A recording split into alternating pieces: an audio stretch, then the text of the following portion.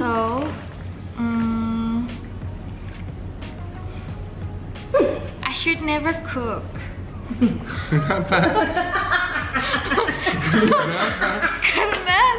karena semua yang aku cook pasti gagal. Kayak I should never cook.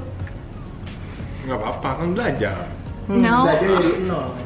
Enggak, Expert. sekarang Ini juga aku habisin kok, liatnya aku makan. no, the steak is too salty, kayak asin banget. Gimana? You udah stop, don't eat it. Sayang. Jadi Niki mukanya lucu banget Sedih. Kenapa? pas gue kayak, asin banget gitu.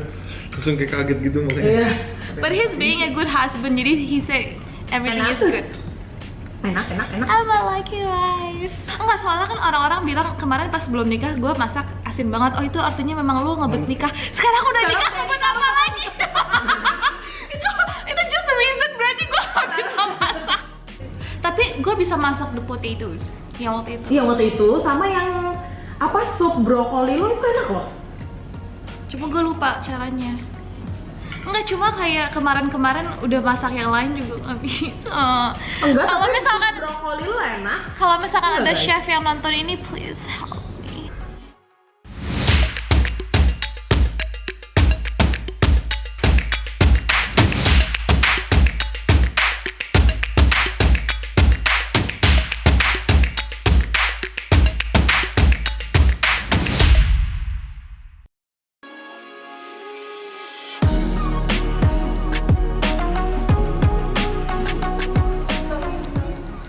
Oh, bentar lagi mau Valentine, ya kan?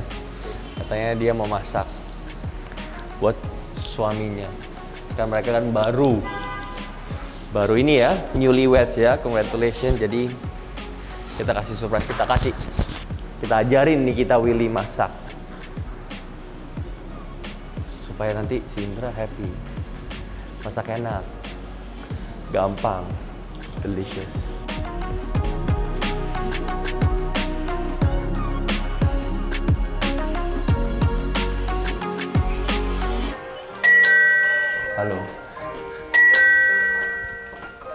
Halo. Itu chef, master chef kan?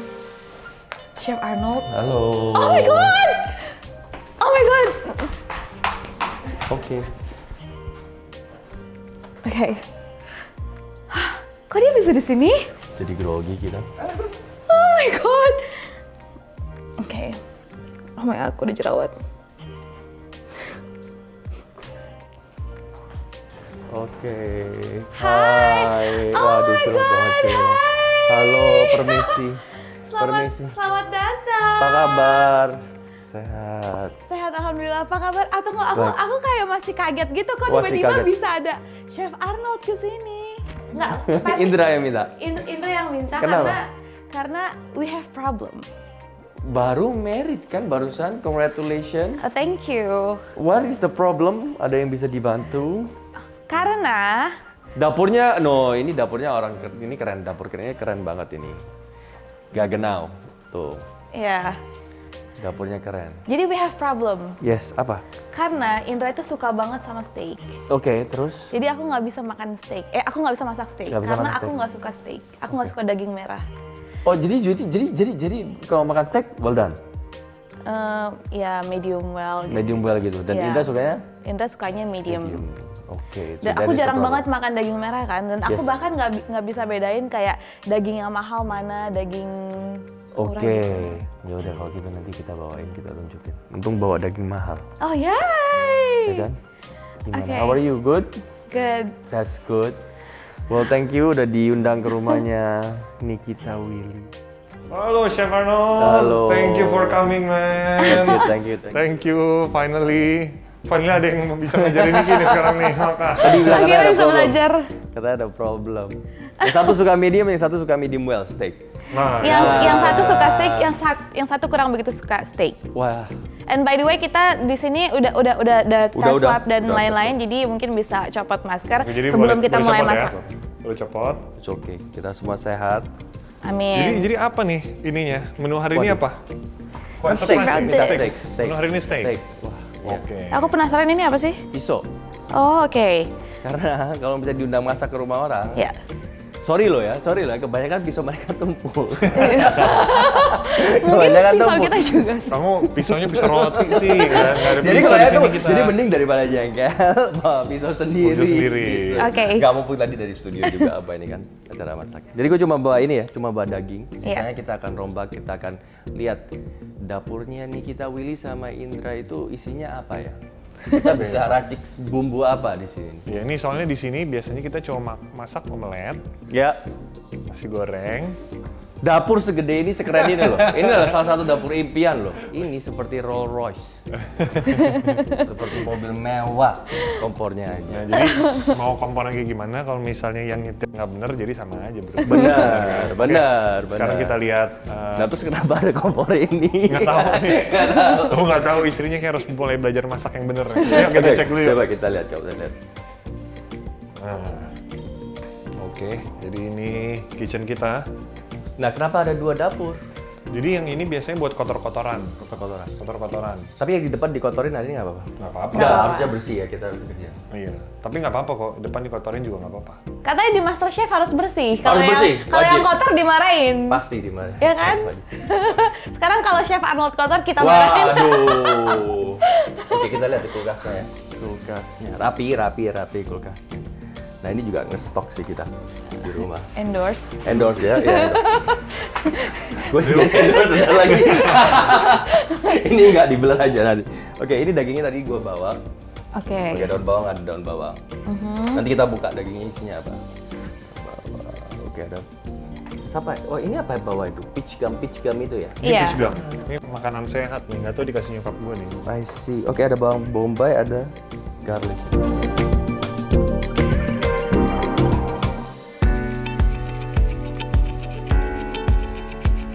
Jadi kalau bisa kita makan daging steak Jepang ini tuh nggak bisa banyak-banyak. Karena too fatty, jadi ntar jadinya enak. Tuh. Jadi kita portioning dulu ya. Namanya apa nih? Nama dagingnya apa? Cutnya, Cutnya oyster apa? blade. Oyster blade. Yes, Oyster blade itu bagian mana sih? bagian depan. Bagian depan. Niki tahu nggak? Enggak. Tahu dong. Taunya apa? Enak gitu. Taunya Aku tenderloin, aku sirloin. taunya fish. Fish. Oh, you're a pescatarian? Kinda. Kind of. Oke. Bentar. Set. Coba lihat, please. Kok jadi gugup loh? Wow. Oh, jadi kalau Master Chef tuh bawa pisaunya kayak gini ya? Butcher. Butcher beda-beda. Every knife kan Ada different- gunanya nggak? Ada gunanya beda-beda. Ini apa? Jadi this is for potong daging juga. Atau misalnya buat game atau bird, ayam, unggas gitu. Oh, oke. Usually for vegetable. Ini juga vegetable. Tapi kalau misalnya buat slicing dan lain-lain, chef knife pakai ini. Yang ini juga Jadi ya? beda-beda. Itu buat ikan biasanya. Oh, ini buat ikan. Functionnya beda-beda. Porsinya beda-beda gitu. Wow. Kok ada tulisan-tulisan Jepangnya? That's the maker, yang bikin dan lain-lain. Oke, it's quite big. Oke, kita potong.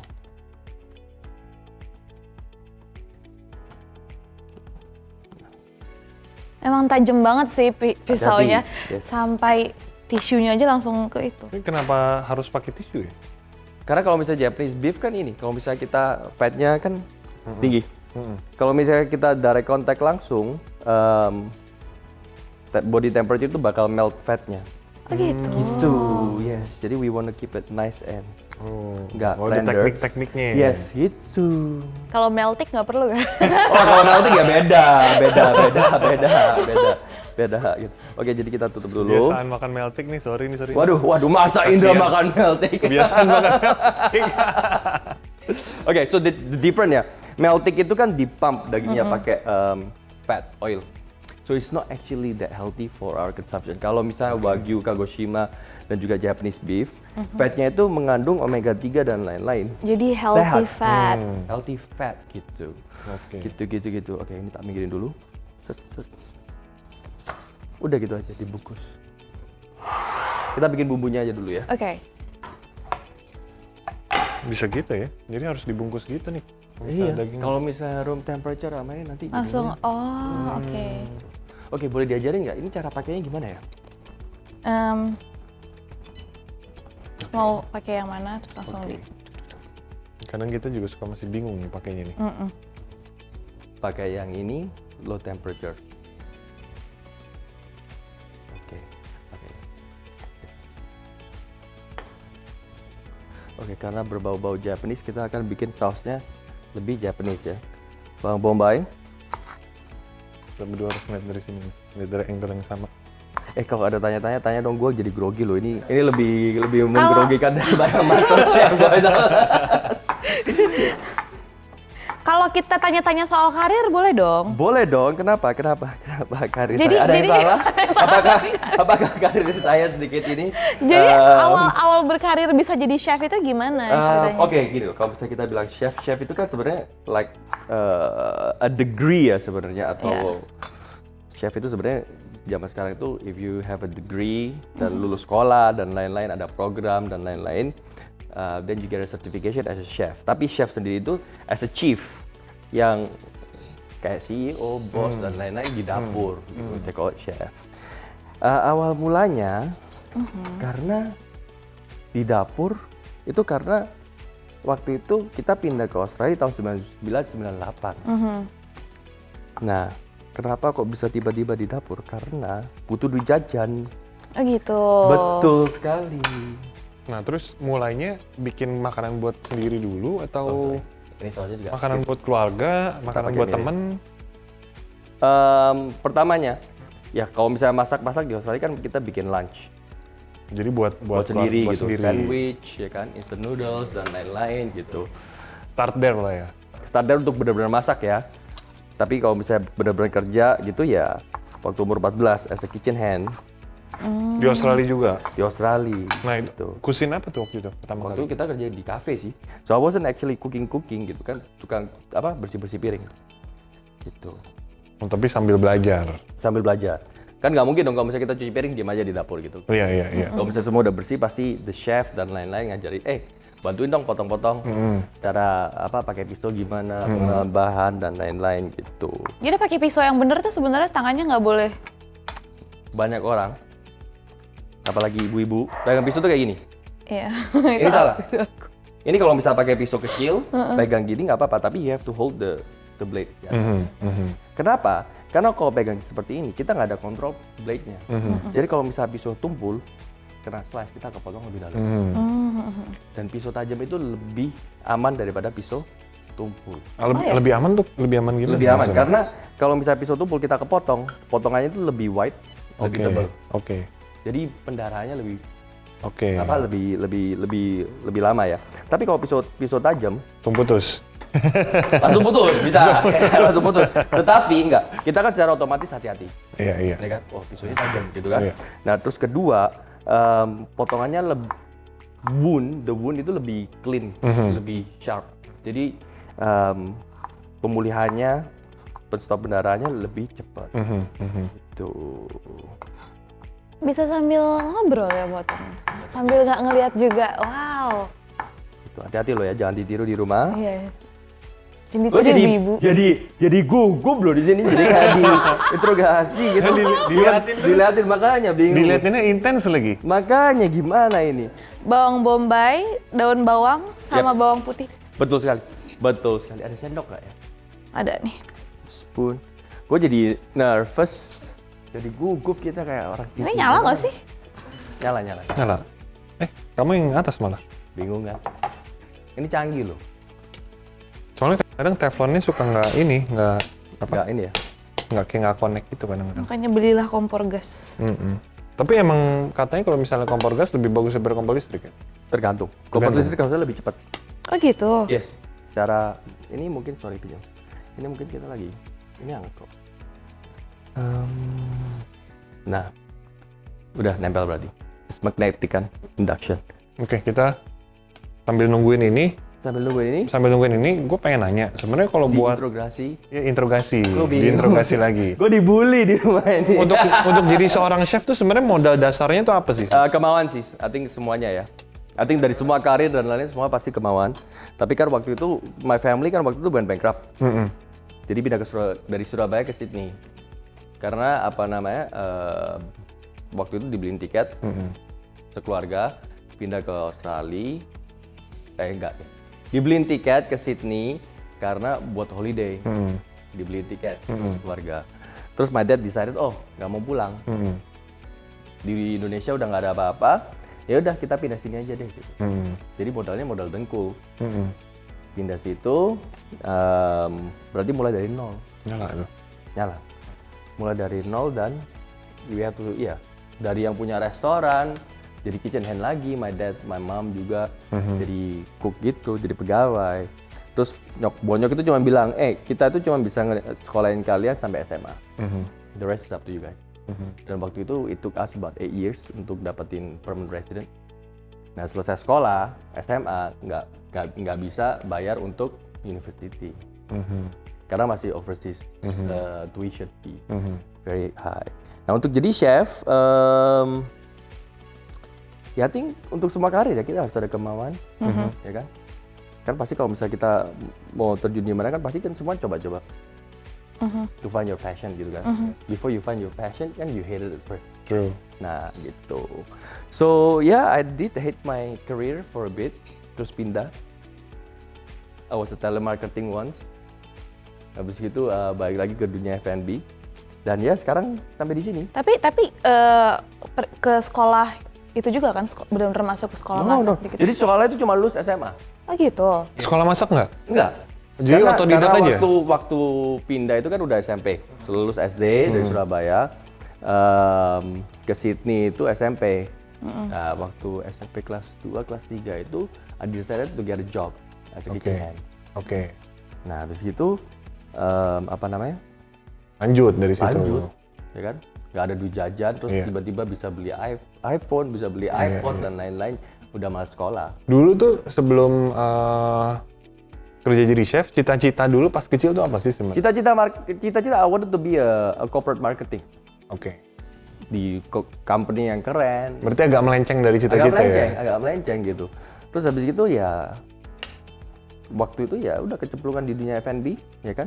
Kan F&B kan dunia itu kan cuman yang penting bersih, yang penting mau kerja dan lain-lain gitu. Ini udah belum, kita mau cook sampai bawang bombay, bawang putih, sampai layu ya? Sampai layu dan juga wangi gitu. Oke. Nah ini kekurangannya di sini nggak ada ininya aja nih. Gua pikir ini nggak? Enggak, ini bukan downdraft. Dulunya ada downdraft, cuma gara-gara diganti downdraftnya mesti hilang. Downdraftnya harusnya di situ tuh. I see. Gak ada yang tahu waktu gua lagi cari jati diri, career dan lain-lain. Kan telemarketing pernah kan? Habis gitu nggak ada kerjaan, nggak ada job. Jadi bingung, stres. Wah, pengen sekolah nggak ada dana, ya kan? Terus pengen kerja, bingung kerja apa. Terus one of the moment yang gue pernah jalanin, yang pernah kerjain, mungkin ini I felt kayak itu tuh turning point banget. Gue pernah jadi, kalau sekarang itu apa, kayak go clean. Oke. Bersihin rumahnya orang. Oh ya? Di OSI? Di Australia. Pas di OSI. Gajinya per jam memang lebih tinggi. Iya. Tetapi gue inget saat itu, momen itu, halo Mbak, kamu udah PCR ya? Mbak tahu ini siapa kan? Pernah nonton kan? Nah, ini Mbaknya jago masak juga tuh. Wah, iya. Yang masakin. Iya. Jadi gue pernah satu hal itu, one day, waktu itu bersihin rumahnya orang, gue bersihin toiletnya orang bule. Ngosek kamar mandinya dan lain-lain. Terus gue merasa, damn, gue benci kerjaan kayak gini. Dan gue benci banget, gue nggak bisa, gue bingung dan juga frustrasi mesti ngapain. Masa kayak gini terus? Masa cuman pick up dollar by dollar, dibayar jam per jam, tapi benci banget sama kerjaan itu. Gitu. So dari itu ya udah decide kayak okay, well, that was hard. Terus gue pengen balik lagi ke dunia F&B. Oke. Cari kerjaan lagi dan lain-lain. Dan dari situ gue nggak pernah look back lagi. Jadi dari situ turning point-nya makanya jadi sukses sekarang. Sukses sekarang masih belum. Tapi ini belum sukses. Nah, sukses kan beda maksudnya. Yeah. My fulfillment. I mean I have a family. Yeah. Ada istri, ada anak, beautiful wife, beautiful son. I'm very happy. Tapi kalau misalnya untuk benar-benar sukses, what I want to achieve masih belum, masih 10% mungkin. Masih banyak banget. Masih banyak banget yang gue mau. Driven, biar bisa driven terus ya. Kalau enggak kan? Iya, benar. Kalau nggak stuck nanti. Benar. Nah itu dia. Kadang-kadang gue juga merasa kayak gue selalu cari kerjaan and always keep myself busy. Kalau enggak, I felt kalau misalnya if there's nothing to do, there's something wrong. Ada yang salah. Ya kan, mau karir, mau kerjaan, so there's always things to do. Nah, itu driven dari my family, dari mama yang selalu kerja terus sampai sekarang, workaholic. Dan gue merasa waktu dulu gue kerja di dapur, jadi kitchen hand, gue itu selalu diterapin sama chefnya. Kalau udah selesai kerja cuci piring, jangan diem aja. Kerjain yang lainnya, karena di dunia restoran itu selalu there's always things to do. Time to lean, time to clean. Nah itu yang selalu diterapin. Jadi sampai ke bawah mungkin ya sampai sekarang. Gitu. Kan sekarang kan lagi in tuh kayak in-house dining segala macam. Oke. Private dining. Oh, private dining nggak bikin? No, Private I don't dining. do private dining. Kenapa? Karena kalau misalnya mau masak buat temen, ya udah buat temen. Nggak usah Bayar. bayar. I don't need to charge monetarily dan lain-lain gitu. Kan kalau banyak yang request loh private dining by Chef Arnold. Oh ya? Iya. Indra aja kelihatannya ini. Buang nambah orang. Nambah orang ya. No, kalau misalnya buat teman namanya oke, kita kalau misalnya mau dinner ya udah kita beli chip in buat bahan rame-rame. Tapi I don't use that as the basis buat ini gitu. Karena I feel kayak Karena kayak tadi kan gue, lu nanti malam mau ngapain? Oh gue mau bikin konten sama Chef Arnold. Ya. Oh katanya bebeknya enak banget tuh gitu. siapa bebek? Katanya bebeknya enak banget. Who made the bebek? I don't know. Who? Someone said that? Iya, someone say that. Katanya bebeknya enak banget tuh gitu. Masak bebek nggak malam ini? Enggak nih, masak daging gitu. Oh really? Padahal tadi Yeah. di studio juga baru masak bebek kita. Oh, oke. I didn't know that. The duck was Jadi good. bebeknya udah terkenal. Oke, yeah, I don't. Karena mending kalau misalnya buat temen ya buat temen gitu. Daripada private dining. Jujur aja kenapa gue nggak suka? Beda-beda ya. Memang the money is there. Iya. Kalau misalnya mau. Tapi I'm not built to cook satu terus nungguin mereka ngomong ngobrol. Iya, If I wanna be busy, I wanna be busy. Langsung aja di restoran aku serving yang banyak gitu kan. Ngerti. Nah, I'm not built for nungguin. Habis itu sampai malam. Iya. Karena gue juga Lama-lama pengen join gitu lama-lama. iya. Ya kan? Kalian makan di situ gue nungguin, ngobrol gitu. Dessertnya udah belum? Masih belum, masih ngobrol, masih ini kan. Ini gue ada pertanyaan yang gue dari dulu tuh sebenarnya agak bingung. Kayak waiter dan chef. Kan mereka kan selalu busy pas di jam-jam orang lagi makan siang lah, makan malam. Nah itu makannya kapan sih sebenarnya? Kita kalau breakfast, ya, kita itu ada tiga shift ya. Kalau misalnya, 4. Kalau misalnya kita masuk breakfast shift, kita makan jam 5 pagi. Oke. Kalau nggak makan jam 5 pagi, kita makan in between. Jam 10 sampai jam 11. And then lunch service. Nah, kita nggak makan lunch, kita makannya jam 3 sampai jam 4. Oh gitu. Dinner kita nggak makan, kita dinner jam 11 sampai jam 12 malam. Oh, I see. Gitu. Terus yang aku sering lihat ya, kalau di dapur itu tuh nuansanya tuh suasananya jadi Tegang. intens. Intens banget. Kenapa ya? Kayak head chef tuh selalu marah-marah gitu. Kayak film Ratatouille. Benar, Amit. Even Gordon Ramsay gitu-gitu kayak marah-marah terus. Karena gini. Chef kan- Arnold juga di Master Chef. Nah, Ini nggak benar. berantakan. Ini enggak, ini pas. Ini this is good. You smell it, it's sweet dan lain-lain sekarang. Nah, sekarang kita baru masukin kecap manis, kecap asinnya, kecap manis. Oke. Oh jadi nggak makannya telat. Telat. Kalau yang ada sakit mah gimana tuh? Wah, ya you have to Wassalam. suck up. Wassalam makanya. Say when. A bit more lagi. Stop. Nah, Ya kenapa di dapur tuh intens? karena gini. Contoh kalau misalnya if I have a Michelin star atau if I'm number 1 restaurant in the world sekarang kan. Iya. Kalau misalnya gue jadi chef number 1 in the world, berapa banyak restoran di dunia? Banyak banget kan? Banyak banget. To be number 1, to keep number 1 next year sama tahun-tahun selanjutnya, the pressure itu kan gila banget.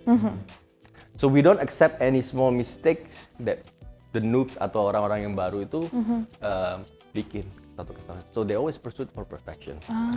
Terus kalau misalnya orang makan di restoran gue yang layani dan lain-lain, small mistakes gitu kan, it's embarrassing, it's reputational. Orang bayar gitu loh. So orang bayar, kalau misalnya customer paid, of course we have to give them the best that we can and perfection all the time. Makanya intens. Makanya ini. Makanya nggak bisa melakukan sedikit kesalahan pun di dapur. Ngomongin Michelin, kenapa di Indonesia nggak ada kayak Michelin rating gitu ya? It's all about politics. Kenapa nggak masuk sini nggak tahu. The money is not here. Money is not. Ya kan? Ya mungkin ada small niche gitu, tapi orang di Indonesia kan nggak kayak di Singapura kan. We splurge, dining out dan lain-lain. Di sini kan masih masih apa ya? Masih belum. It's picking up, tapi masih belum. Nah ini sausnya sih udah jadi. Oh, ini sausnya kayak gini aja? Gitu aja, udah. Nah, Wow. terus Terus bisa dicobain? you wanna try? Enggak ya? Atau udah pasti udah enak? You let me know. Terlalu manis, kurang asin, kurang apa? Ada di panas, jangan ditiup. Cobain langsung ini kan? Ya. Kan nggak boleh kan katanya, tiup-tiup gitu kan. Oke. Oke, I think it's good with the beef. Ini matiin? Boleh matiin please. Kenapa? Wah, kenapa nggak ikut Master Chef aja ya? Aku? Yes. Aku nggak bisa dimarah-marahin, aku marahin balik. Marahin balik lah, mana berani. Oh iya. Menang. Oke, menang. Ampun. Ya enak gitu. Ini the best ini. Di ujung, yes. Ini pakai ini ya nggak? Pakai Boleh kalau misalnya pakai onionnya kalau mau, tapi dicicipin dulu supaya dagingnya kan Jepang tadi. Gue deg-degan kalau Indah yang makan.